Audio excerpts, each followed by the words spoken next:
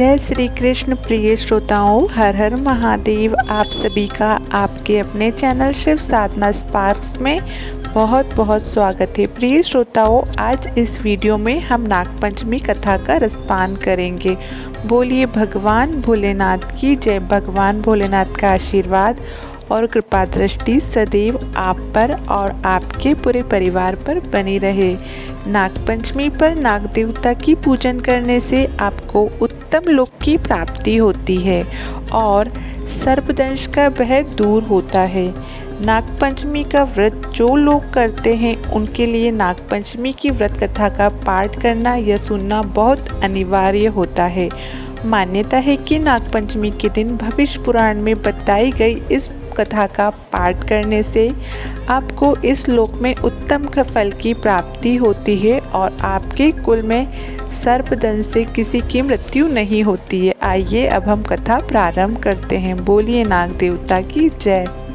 सुमंतु मुनि बोले, राजन, अब मैं पंचमी कल्प का वर्णन करता हूँ। पंचमी तिथि नागों को अत्यंत प्रिय है और उन्हें आनंद देने वाली है।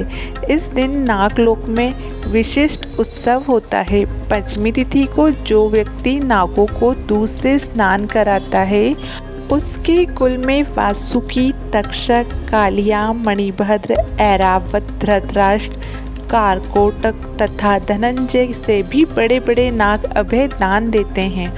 उसके कुल में सर्प का भय नहीं रहता। एक बार माता के श्राप से नागलोक जलने लग गए थे, इसलिए उस दह की व्यथा को दूर करने के लिए पंचमी को गाय के दूध से नागों को आज भी लोग स्नान कराते हैं। इससे सर्प भय नहीं रहता है। राजा ने पूछा, महाराज, नागमाता ने नागों को क्यों श्राप दिया था और फिर वे कैसे बच गए? इसको आप विस्तार पूर्वक बताइए। सुमंतु मुनि ने कहा, एक बार राक्षसों और देवता ने मिलकर समुद्र मंथन किया। उस समय समुद्र से अतिशय श्वेत उच्चश्राव नाम का एक अश्व निकला। उसे देखकर नागमाता कंद्रू ने अपनी सौत विनीता से कहा कि देखो, यह अश्व श्वेत वर्ण का है, परंतु इसके बाल काले दिख पड़ते हैं। तब विनीता ने कहा, ना तो यह अश्व है, ना तो श्वेत है, ना काला है, ना लाल। यह सुनकर कंद्रू ने कहा, मेरे साथ शर्त करो कि यदि मैं इस अश्व के बालों को कृष्ण वर्ण का दिखा दूँ तो मेरी दासी हो जाओगी, और यदि नहीं दिखा सकी तो मैं तुम्हारी दासी हो जाऊंगी। विनीता ने यह शर्त स्वीकार कर ली। दोनों क्रोध करती हुई अपने अपने स्थान को चली गई। कंद्रू ने अपने पुत्र नारगों को बुलाकर सब वृत्तांत उन्हें सुना दिया और कहा कि पुत्र, तुम अश्व के बाल के समान सूक्ष्म होकर उसके शरीर में लिपट जाओ, जिससे यह कृष्ण वर्ण का दिखाई देने लगे, ताकि मैं अपनी सौत विनीता को जीतकर उसको अपनी दासी बना सकूं। माता के इस वचन को सुनकर नागों ने कहा कि माँ, यह छल तो हम लोग नहीं करेंगे, चाहे तुम्हारी जीत हो या हार। छल से जीतना बहुत बड़ा अधर्म है। पुत्रों का यह वचन सुनकर कंद्रू ने कहा, तुम लोग मेरी आज्ञा नहीं मानते हो, इसलिए मैं तुम्हें श्राप देती हूँ कि पांडव के वंश में उत्पन्न राजा जन्मजय जब सर्प सत्र करेंगे तब उस यज्ञ में तुम सभी अग्नि में जल जाओगे। इतना कहकर कंद्रू चुप हो गई। नागगण माता का शाप सुनकर बहुत घबराए और वासुकी को साथ में लेकर ब्रह्मा जी के पास पहुँचे तथा ब्रह्मा जी को अपना सारा वृत्तांत सुनाया। इस पर ब्रह्मा जी ने कहा कि वासुकी, चिंता मत करो, मेरी बात सुनो। यायावर वंश में बहुत बड़ा तपस्वी जरत्कुरु नाम वाली बहन का विवाह कर देना और वह जो भी कहे उसका वचन स्वीकार करना। उसे आस्तिक नामक विख्यात पुत्र उत्पन्न होगा। वह जन्मजय के सर्प यज्ञ को रोकेगा और तुम लोगों को रक्षा करेगा। ब्रह्मा जी के इस वचन को सुनकर नागराज वासुकी आदि अतिशय प्रसन्न हो उन्हें प्रणाम कर अपने लोक में आ गए। सुमंतु मुनि ने इस कथा को सुनकर कहा, राजन, यह यज्ञ तुम्हारे पिता राजा जन्मजय ने किया था। यही बात श्री कृष्ण भगवान श्री युधिष्ठिर से कही थी कि राजन, आज से 100 वर्ष के बाद सर्प यज्ञ होगा जिसमें बड़े बड़े विषधर और दुष्ट नाग नष्ट हो जाएंगे। करोड़ों नाग जब अग्नि में गंध होने लगेंगे तब आस्तिक नामक ब्राह्मण सर्प यज्ञ रोककर नागों की रक्षा करेगा। ब्रह्मा जी ने पंचमी के दिन वर दिया था और आस्तिक मुनि ने पंचमी को ही नागों की रक्षा की थी, अतः पंचमी तिथि नागों को बहुत प्रिय है। पंचमी के दिन नागों की पूजा करके यह प्रार्थना करनी चाहिए कि जो नाग पृथ्वी में, आकाश में, स्वर्ग में, सूर्य की किरणों में, सरोवर में, वापी, कूप, तालाब आदि में रहते हैं, वे सब हम पर प्रसन्न हो। हम उनको बार बार नमस्कार करते हैं। इस प्रकार नागों को विसर्जित कर ब्राह्मणों को भोजन कराना चाहिए और स्वयं अपने कुटुंबियों के साथ भोजन करना चाहिए। प्रथम मीठा भोजन करना चाहिए, अनंतर अपनी अभिरुचि के अनुसार भोजन करें। इस प्रकार नियम अनुसार जो पंचमी को नागों का पूजन करता है, यह श्रेष्ठ विमान में बैठकर नागलोक को जाता है और बाद में द्वापर युग में बहुत पराक्रमी, रोग रहित तथा प्रतापी राजा होता है। इसलिए घी, खीर तथा गुलगुले से इन नागों की पूजा करनी चाहिए।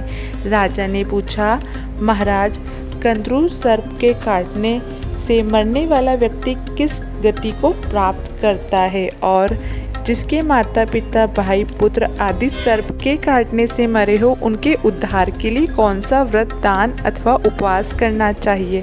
अब यह बताइए आप। सुमंतु मुनि ने कहा, राजन, सर्प के काटने से जो मरता है वह अधोगति को प्राप्त करता है तथा नविश सर्प होता है, और जिसकी माता पिता आदि सर्प काटने से मरते हैं वह उनकी सद्गति के लिए भाद्रपद के शुक्ल पक्ष की पंचमी तिथि को उपवास कर नागों की पूजा करे। यह तिथि महापुण्य कही गई है। इस प्रकार 12 महीने तक चतुर्थी तिथि के दिन एक बार भोजन करना चाहिए और पंचमी का व्रत कर नागों की पूजा करनी चाहिए। पृथ्वी पर नागों को चित्र अंकित कर अथवा सोना, काष्ठ या मिट्टी का नाग बनाकर पंचमी के दिन करवीर, कमल, चमेली आदि गंध, पुष्पों, धूप और विधिवत नैवेद्यों से पूजन कर घी, खीर और लड्डू उत्तम 5 ब्राह्मणों को खिलाए। अनंत वासुकी, शंख, पद्मा, कंबल, कारकोटक आदि 12 नागों की क्रमश पूजा करें। इस प्रकार वर्ष पर्यंत व्रत एवं पूजन कर व्रत की पालना करनी चाहिए। बहुत से ब्राह्मणों को भोजन कराना चाहिए। विद्वान ब्राह्मणों को सोने का नाग बनाकर उसे देना चाहिए।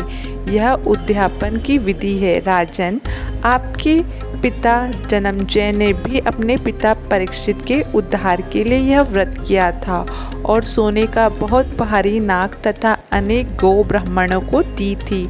ऐसे करने पर वे पितृ ऋण से मुक्त हुए थे और परीक्षित ने यह भी उत्तम लोक को प्राप्त किया था।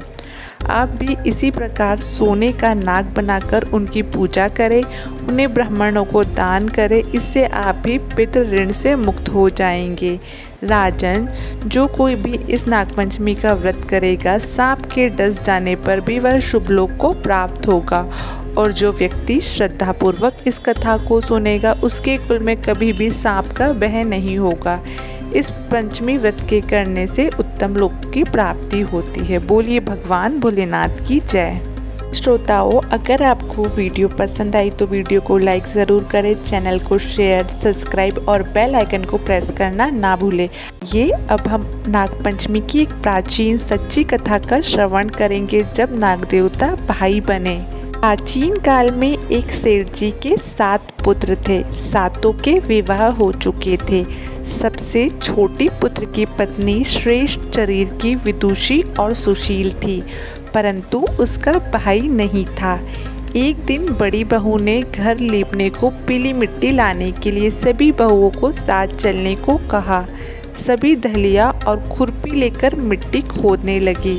तभी वहाँ एक सर्प निकला जिसे बड़ी बहू खुरपी से मारने लगी। यह देखकर छोटी बहू ने उसे रोकते हुए कहा, मत मारो इसे, यह बेचारा निरपराध है। यह सुनकर बड़ी बहू ने उसे नहीं मारा। तब सर्प एक और जा बैठा। तब छोटी बहू ने उससे कहा, हम अभी लौटकर आती है, तुम यहाँ से जाना मत। यह कहकर वह सबके साथ मिट्टी लेकर घर चली गई और वह कामकाज में फंसकर सर्प से जो वादा किया था उसे भूल गई। और दूसरे दिन वह बात याद आई तो सबको साथ लेकर वहां पहुंची और सर्प को उस स्थान पर बैठा देखकर बोली, सर्प भैया नमस्कार। सर्प ने कहा, तू भैया कह चुकी है इसलिए तुझे छोड़ देता हूँ, नहीं तो झूठी बात कहने के कारण तुझे अभी डस लेता। वह बोली, भैया मुझसे भूल हो गई, उसकी क्षमा मांगती हूँ।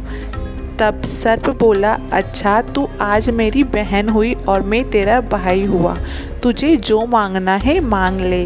वह बोली, भैया मेरा कोई भाई नहीं है, अच्छा हुआ जो तू मेरा भाई बन गया। कुछ दिन व्यतीत होने पर वह सर्प मनुष्य का रूप रखकर उसके घर आया और बोला कि मेरी बहन को भेज दो।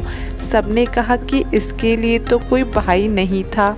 तो वह बोला, मैं दूर के रिश्ते में इसका भाई हूँ, बचपन से ही बाहर चला गया था। उसके विश्वास दिलाने पर घर के लोगों ने छोटी को उसके साथ भेज दिया। उसने मार्ग में बताया, मैं वही सर्प हूँ, इसलिए तू डरना नहीं और जहाँ चलने में कठिनाई हो वहाँ मेरी पूँछ पकड़ लेना। उसने कहे अनुसार ही किया और इस प्रकार वह उसके घर पहुँच गई। वहाँ के धन ऐश्वर्य को देखकर वह चकित हो गई। एक दिन सर्प की माता ने उससे कहा, मैं एक काम से बाहर जा रही हूँ, तू अपने भाई को ठंडा दूध पिला देना। उसे यह बात ध्यान ना रही और उसने गर्म दूध पिला दिया, जिसमें उसका मुख बेतरह जल गया। यह देखकर सर्प की माता बहुत क्रोधित हुई, परंतु सर्प के समझाने पर शांत हो गई। तब सर्प ने कहा कि बहन को अब उसके घर भेज देना चाहिए। तब सर्प और उसके पिता ने बहुत सा सोना, चांदी, जवाहरात, वस्त्र, आभूषण देके उसके घर पहुंचा दिया। इतना ढेर सारा धन देखकर बड़ी बहू ने ईर्ष्या से कहा, भाई तो बड़ा धनवान है, तुझे तो उससे और भी धन लाना चाहिए। सर्प ने यह वचन सुना तो सब वस्तुएं सोने की लाकर दे दी। यह देखकर बड़ी बहू ने कहा, इन्हें झाड़ने की झाड़ू भी सोने की होना चाहिए। तब सर्प ने झाड़ू भी सोने की लाकर रख दी। सर्प ने छोटी बहू को हीरा मणियों का एक अद्भुत हार दिया। उसकी प्रशंसा उस देश के रानी ने भी सुनी और वह राजा से बोली, सेठ की छोटी बहू का हार यहाँ आना चाहिए। राजा ने मंत्री को हुक्म दिया कि उससे वह हार लेकर शीघ्र उपस्थित हो। मंत्री ने सेठ जी से जाकर कहा कि महारानी जी छोटी बहू का हार पहनेगी, वह उसे लेकर मुझे दे दो। सेठ जी ने डर के कारण छोटी बहू से हार मांगकर दे दिया। छोटी बहू को यह बात बहुत बुरी लगी। उसने अपने सर्प भाई को याद किया और आने की प्रार्थना की, भैया रानी ने मेरा हार छीन लिया है, तुम कुछ ऐसा करो कि जब वह हार उसके गले में रहे तब तक के लिए सर्प बन जाए और जब वह मुझे लौटा दे तब हीरो और मणियों का हो जाए। सर्प ने ठीक वैसा ही किया। जैसे ही रानी ने हार पहना वैसे ही वह सर्प बन गया। यह देखकर रानी चीख पड़ी और रोने लगी। यह देखकर राजा ने सेठ को पास खबर भेजी कि छोटी बहू को तुरंत भेजो। सेठ जी डर गए कि राजा ना जाने क्या करेंगे। वे स्वयं छोटी बहू को साथ लेकर उपस्थित हुए। राजा ने छोटी बहू से पूछा, तूने क्या जादू किया है, मैं तुझे दंड दूंगा। छोटी बहू बोली, राजन धृष्टा क्षमा कीजिए, यह हार ऐसा ही है, मेरे गले में ही हीरे और मणियों का रहता है और दूसरे के गले में सर्प बन जाता है। यह सुनकर राजा ने वह सर्प बना हार उसे देकर कहा, अभी पहनकर दिखाओ। छोटी बहू ने जैसे ही उसे पहना वह हीरे मणियों का हो गया। यह देखकर राजा को उसकी बात का विश्वास हो गया और उसने प्रसन्न होकर पूछा। उसे बहुत सी मुद्राएं भी पुरस्कार में दी। छोटी वह अपने हार और इन सहित घर लौट आई। उसके धन को देखकर बड़ी बहू ने ईर्ष्या के कारण उसके पति को सिखाया कि छोटी बहू के पास कहीं से धन आया है। यह सुनकर उसके पति ने अपनी पत्नी को बुलाकर कहा, ठीक ठीक बता, यह धन तुझे कौन देता है। तब वह सर्प को याद करने लगी। तब उसी समय सर्प ने प्रकट होकर कहा, यदि मेरी धर्म की बहन के आचरण पर संदेह प्रकट करोगे तो मैं उसे खा लूँगा। यह सुनकर छोटी बहू का पति बहुत प्रसन्न हुआ और उसने सर्प देवता का बड़ा सत्कार किया।